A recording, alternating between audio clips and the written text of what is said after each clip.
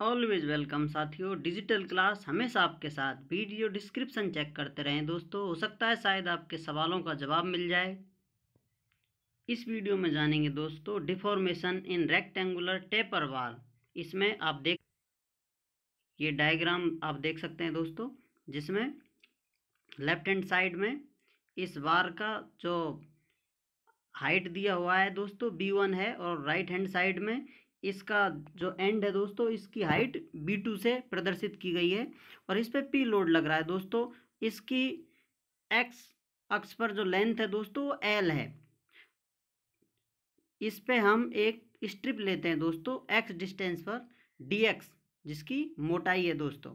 इस स्ट्रिप पर हम डिफॉर्मेशन निकालेंगे। उसके बाद इस पर डिफॉर्मेशन निकालने के बाद हम इसे पूरी वार पर डिफॉर्मेशन निकाल सकते हैं, क्योंकि ये एक डिफरेंशियल एलिमेंट होगा। इसका हम इंटीग्रेशन कर देंगे तो हमें फुल डिफॉर्मेशन प्राप्त होगा दोस्तों इस वार पे P लोड लगने से। अतः इसे समझने के लिए पहले हम दोस्तों इसकी जो क्रॉस सेक्शन है, X डिस्टेंस पर जो क्रॉस सेक्शन है वो कहीं भी हो सकता है। आप यहाँ X डिस्टेंस पर ले सकते हैं। जैसे इसमें ये छोटी छोटी लाइनों से दिखाया गया है, जो आपको इस तरह नज़र आ रहा होगा। ये एक बहुत छोटी सी स्ट्रिप है दोस्तों, लेकिन आप इसे कहीं भी ले सकते हैं इस तरह से। तो इसकी आप हाइट कैसे पता करेंगे, क्योंकि लेफ्ट हैंड साइड पे इसकी हाइट B1 है, राइट हैंड साइड पे B2 है, और ये एक एंड से दूसरे एंड पर जाने पर कॉन्स्टेंटली चेंज होती जा रही है। इसलिए किसी भी इंस्टेंट पॉइंट पे हम जहाँ भी जांच करना चाहें, उस पे जो क्रॉस सेक्शन है उसकी हाइट निकालने के लिए क्या करेंगे दोस्तों, वो देखते हैं। इसे साफ कर देते हैं दोस्तों।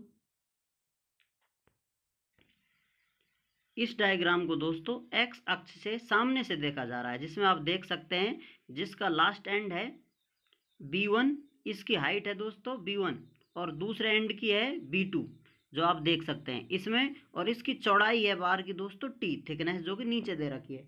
अब हमको मान लो ये ऊपर निकालनी है इसकी हाइट। इसको देखते हैं। मानिए इस पॉइंट की हमें हाइट निकालनी है। थोड़ा और डार्क कर देते हैं इसको। इधर हमको इसकी कैलकुलेशन करनी है, इसकी हाइट कितनी है। तो इसके लिए हम दोस्तों क्या करते हैं, जो ये ब्लू लाइन है इससे नीचे के पार्ट को समझो अलग कर देते हैं, सिर्फ उपले पार्ट पे अध्ययन करते हैं। अब इस उपले पार्ट में क्या है दोस्तों, इसको इस तरह से देखिए। उपले पार्ट को आधा कर दिया है, तो इसमें जो एंड है इसका B1 वो आधा हो गया है B1/2, अर्थात इसकी जो हाइट है नीचे से ऊपर तक B1/2 होगी।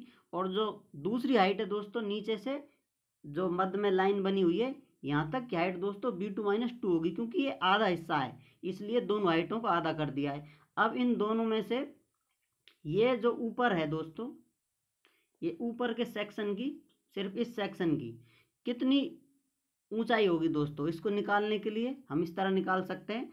फुल लेंथ में से ये छोटी लेंथ निकाल देंगे, इस लेंथ में से ये छोटी लेंथ निकाल देंगे, तो हमें ये इसकी हाइट मिल जाएगी। जैसे B1/2 माइनस B2/2 ब्रैकेट में कर दिया है इनको, बराबर M। इसको हम M बोल सकते हैं इस हाइट को। इस तरह से इसकी हाइट निकाल लिए दोस्तों। इस तरह से हमने ऊपरी हाइट निकाल ली दोस्तों। अब सेम, क्योंकि हाफ सेक्शन है इसका, नीचे भी यही M हाइट होगी दोस्तों, जो आप नीचे देख सकते हैं। तो इन दोनों को जोड़ लेंगे हम, ये होंगे 2M, और ये बीच में जो B2 है इसकी लेंथ, ये B2 + 2M होगा। तो ये दोस्तों इसकी फुल लेंथ निकल आएगी। ये कैलकुलेशन हम दोस्तों क्रॉस सेक्शन एरिया पे काम करने के लिए जानते हैं। इसी कैलकुलेशन से दोस्तों किसी भी इंस्टेंट पॉइंट पे जहाँ भी आप जितनी डिस्टेंस लेना चाहते हैं उस क्रॉस सेक्शन की हाइट निकाल सकते हैं, क्योंकि वो हमें एरिया निकालने में काम आएगी। चलिए आगे चलते हैं। अब इस डायग्राम से समझते हैं दोस्तों।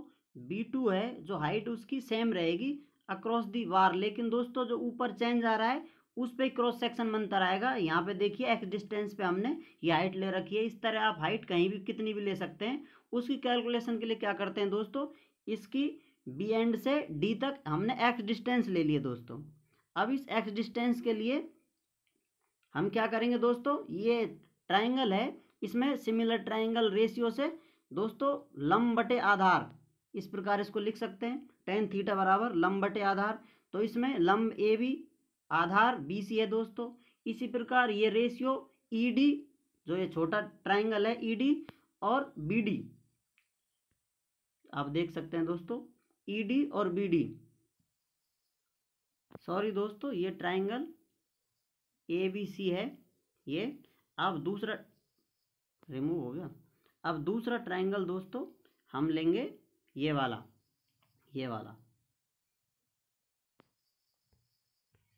ये दोनों ही समकोण त्रिभुज हैं दोस्तों, इसलिए इनमें ये रेशियो लगा सकते हैं, लंब बटे आधार वाला ED बटे CD आएगा दोस्तों। अब इसमें AB क्या है दोस्तों, AB जो पहले आपको बताया था उस डायग्राम से, ये हाफ कर दिया है, ऊपरला सेक्शन है, तो B1/2 माइनस B2/2 है दोस्तों। ये क्रॉस सेक्शन जितना होगा उस हिसाब से रिलेशन है दोस्तों इसका, इससे निकाला जाएगा। AB इतना है और BC कितना है दोस्तों, फुल एंड जिसकी लेंथ है L। अब ED बटे CD कितना है दोस्तों, टोटल लेंथ L है, इसमें से x निकाल दिया है, तो CD की लेंथ कितनी होगी दोस्तों, L माइनस एक्स, इसे ED नाम दे दिया गया है।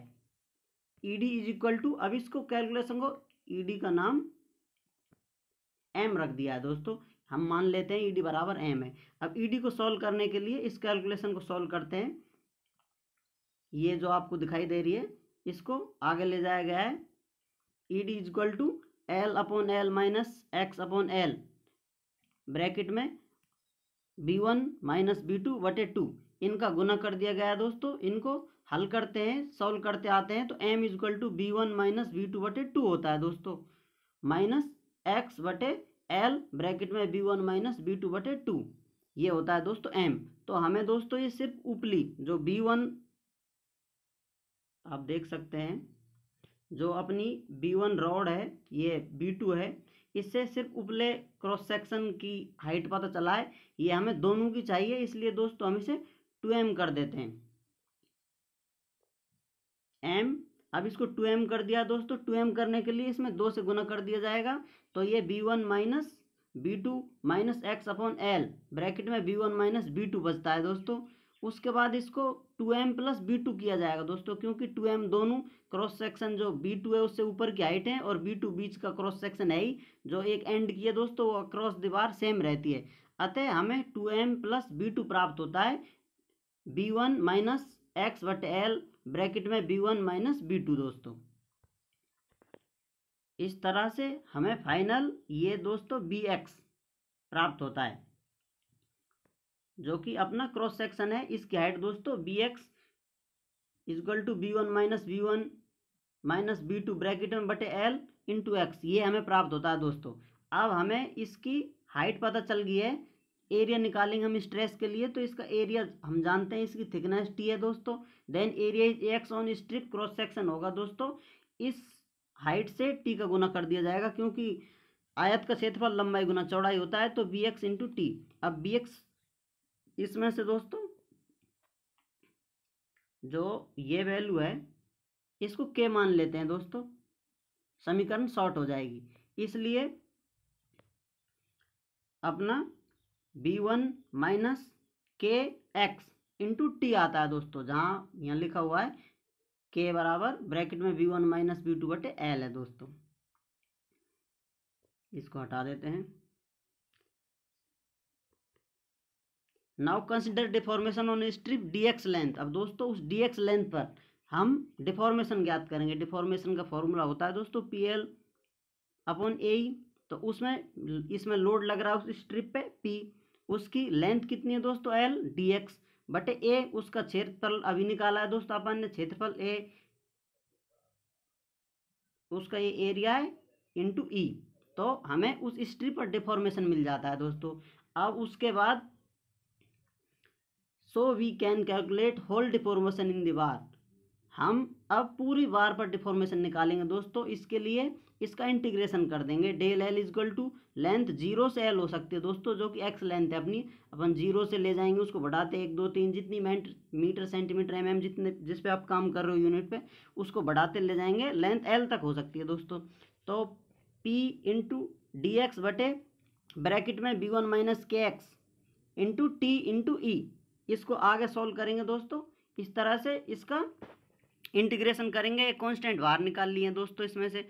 अब इसको 1/B1 माइनस के इसको x मान के इसका इंटीग्रेशन कर दिया, 1/x का दोस्तों log x होता है। अब माइनस के एक्स का 1/-k हो गया दोस्तों। अब इसमें नेक्स्ट पेज पे चलते हैं।